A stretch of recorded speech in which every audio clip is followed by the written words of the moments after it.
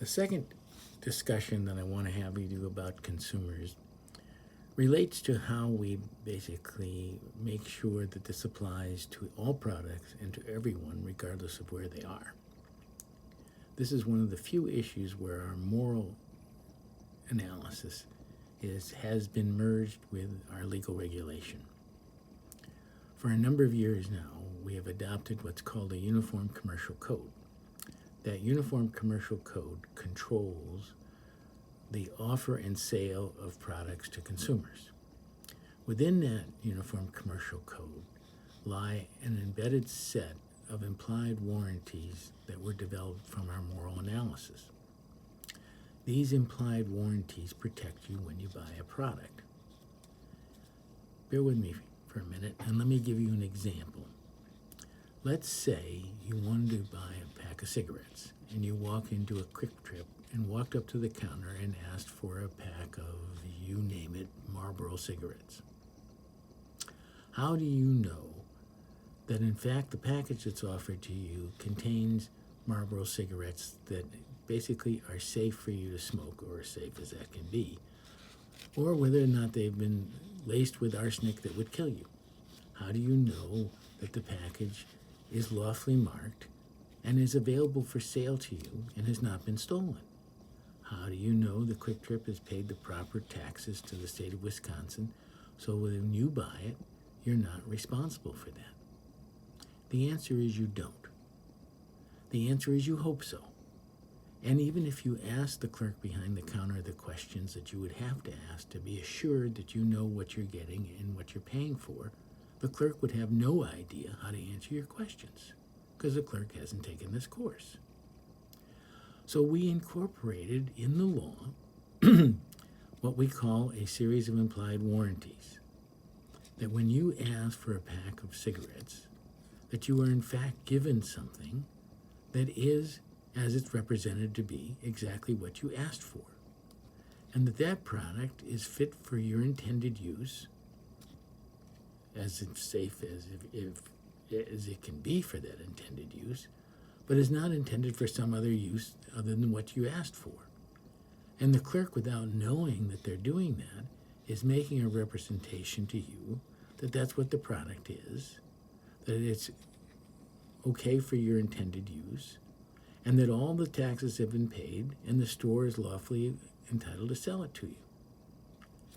Let me give you an example. When you buy a computer at Best Buy is making a representation to you that it has the right to sell you that computer, and upon paying whatever it is they ask for that computer, you own it. But if you buy that computer out of the back of a beat-up van in the dark of night in a vacant shopping center in North Madison from someone, what in fact you're getting is likely a stolen product that after you pay money, you've lost both your money and the product because you have no right to acquire stolen property. So when you're dealing with stores, we need those representations to protect us because we can't be expected to know that ourselves. Now, the real question is whether the product is fit for our intended use and when, and if it's not fit for our intended use, we need to be properly informed about that.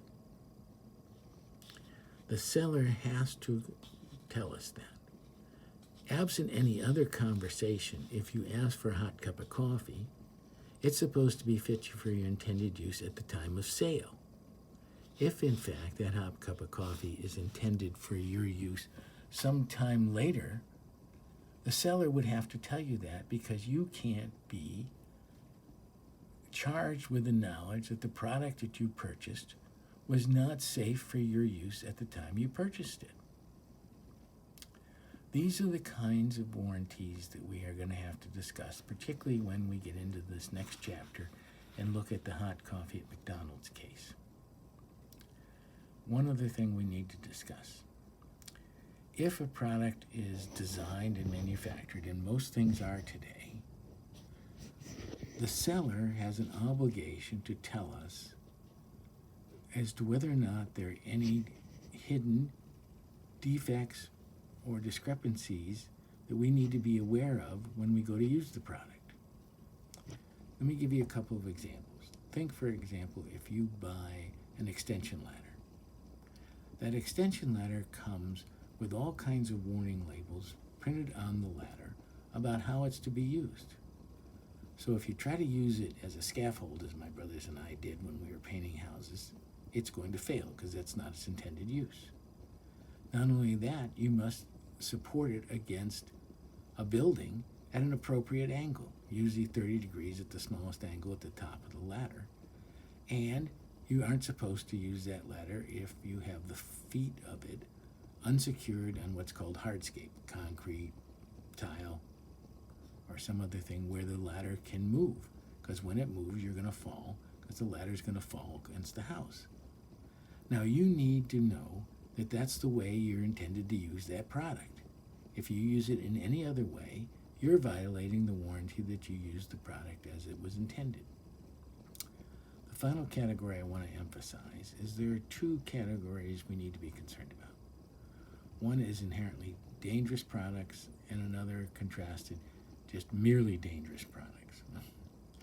Sounds funny, but it's true. Let's take, for example, dangerous products. Cigarettes are dangerous products. Guns can be dangerous products. However, a gun is not inherently dangerous, because if you use a firearm the way it's been properly intended, you don't point it at yourself and pull the trigger. That's not what's intended. So the gun is dangerous, but it's not inherently dangerous to you if you use it as it's intended. Now let's compare and contrast something that is inherently dangerous. A chainsaw. A chainsaw is inherently dangerous because it can severely injure you, perhaps even kill you, even when you're using it in a way that's intended. So there is a category of inherently dangerous products that you have to be warned about and have to be given specific instructions how to use, because even using them as they're intended, they can cause you serious bodily harm.